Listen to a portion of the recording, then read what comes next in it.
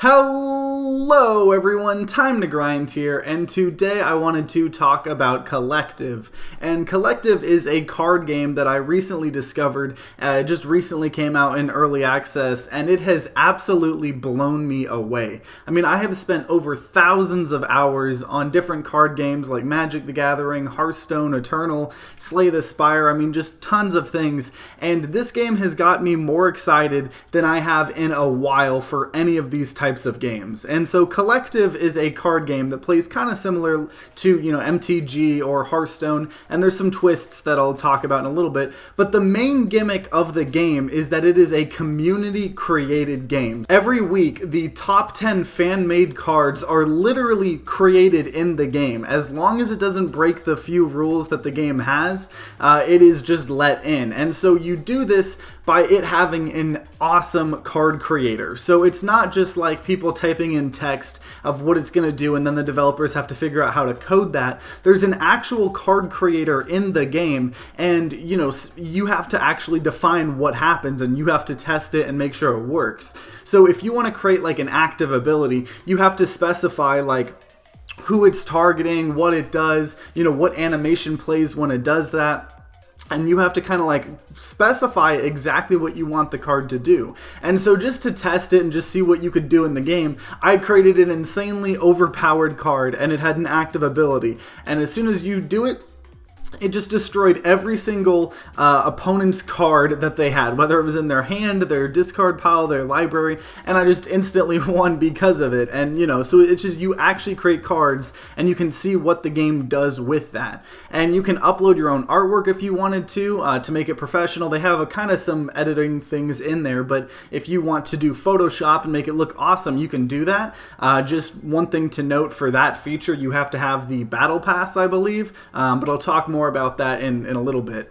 So the whole point of the game is it's just this ever-changing, game, and the community is creating the cards. And honestly, I have heard about that premise before. I've always kind of been interested in that, but I've never seen it actually be able to happen. So, I mean, this is the first game, at least of my knowledge, that has pulled this off. And so, with all of that being said, the game is a little bit kind of longer paced than more, modern card games like Hearthstone.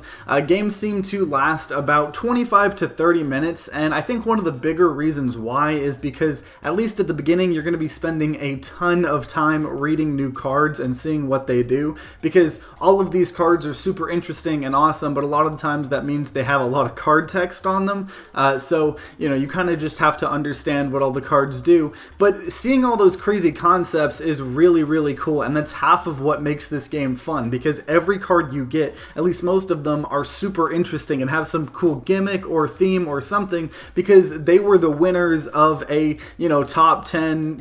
Not many cards get entered per week, and if there's a lot of competition, the cards that win have to kind of be at least good.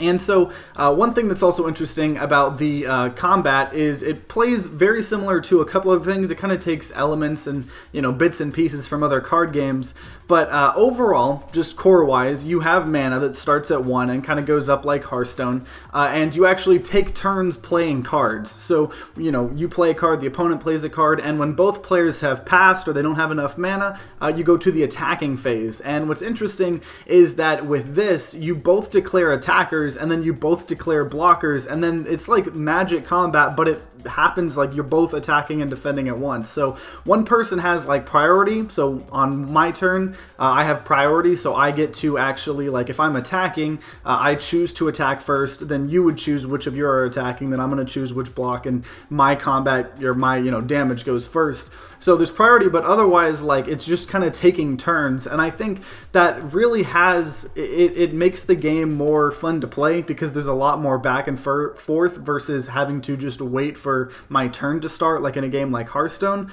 The one thing is, though, is it does kind of make it a little bit on the longer side, but as long as you're not expecting a 10-15 minute game, I think you're all right. And what's really cool about this game as well, another huge twist that they do, is on top of having your deck, you have your hero. And so there's all these different types of heroes, and they actually gain experience. So every turn they gain 1 XP, and they all have a passive. A lot of the times their passives helps them get more XP. So the starting character, if you deal, 3 instances of damage to your opponent in one turn, you gain 5 XP, which is a pretty big amount. So a lot of them, they help them get XP in a certain way.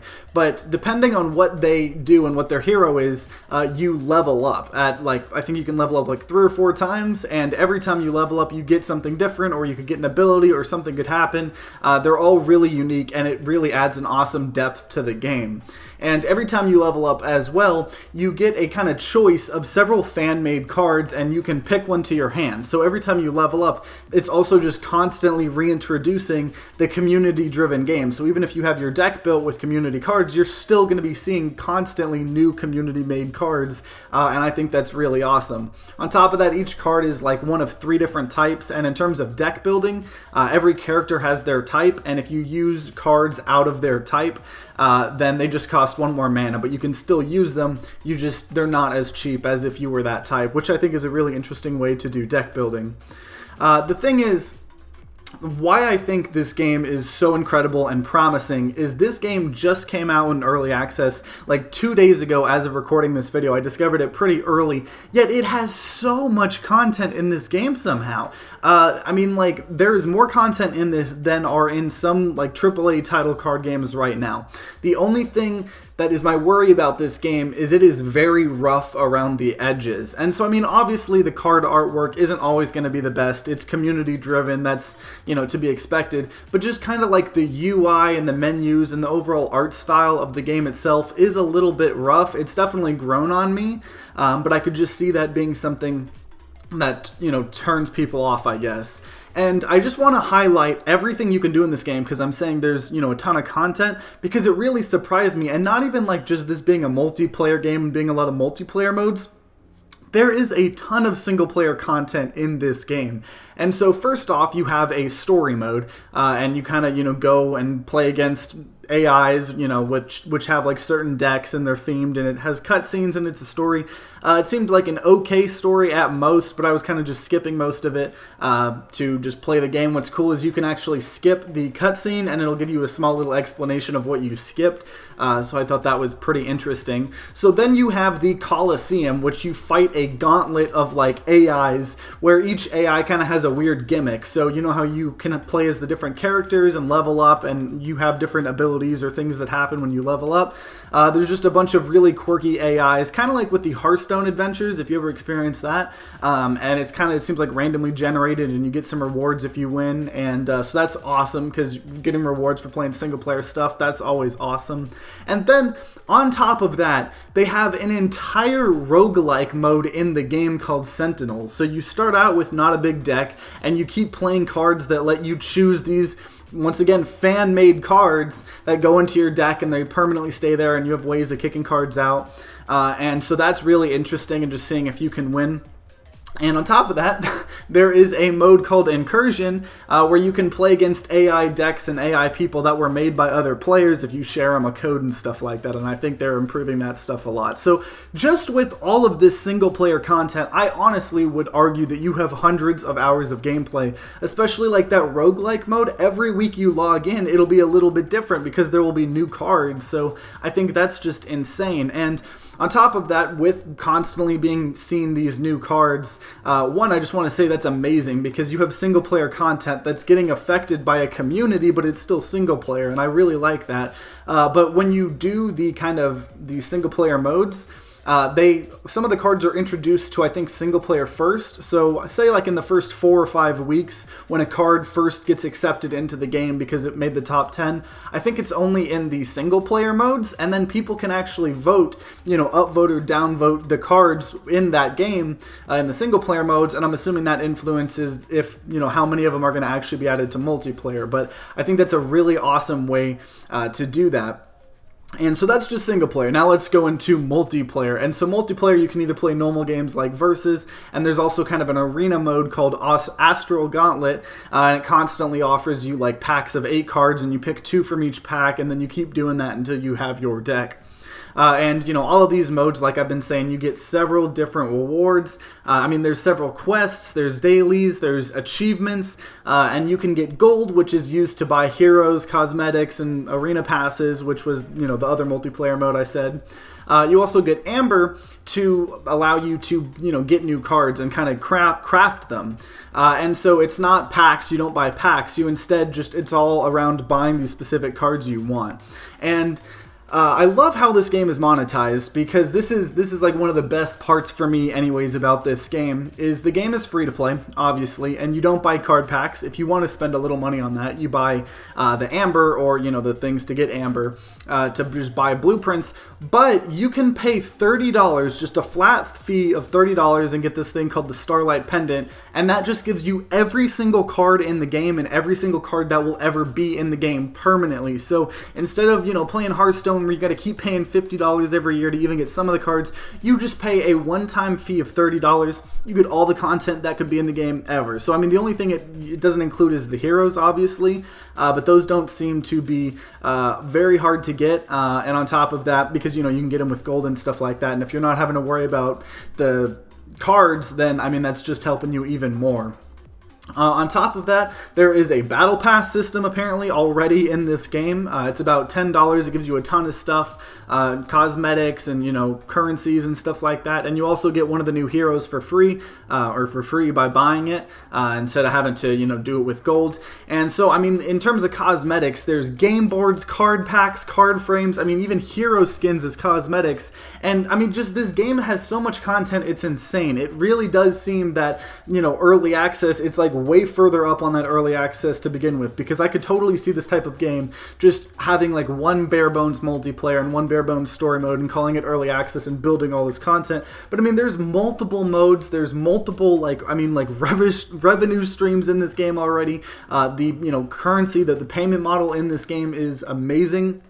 And I really think that this game is just going to blow up. I truly do. I think at the very least it'll have a very dedicated community, because the gimmick of this game of having the player generated content, it really, really works. And I only expect it to get better the more popular this game gets, because there's going to be more competition in that, you know, kind of field. And the one thing I think this game needs to do as fast as possible is just start polishing itself up as much as it can, because I do think that there's a lot of content, there's plenty of it in. I think maybe a ranked mode would be pretty useful, but there's so much content in the game right now, and I just think that they just polish the game up, make it look even more appetizing for people that are, you know, want to hop on the board.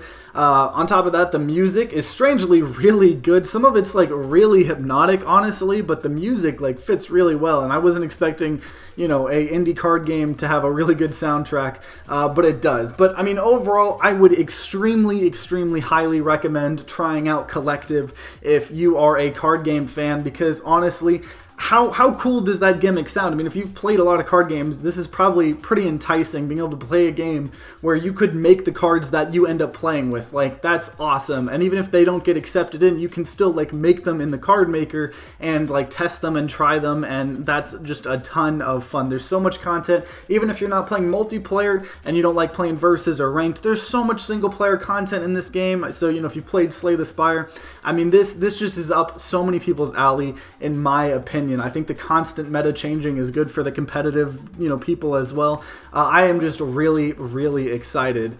And so this game just came out in early access, and I can't wait for this game to flourish. I think it'll always, like I said, have a dedicated player base, so I'm just really, really excited. But if you have any opinions on this, if you've played this game, or just your thoughts on this, let me know in the comments down below. I love talking to all you guys. I try to respond to as many people as I can. And if you enjoyed this video, then consider leaving a like down below and subscribing to see more content. We make about 2 reviews a week on this channel.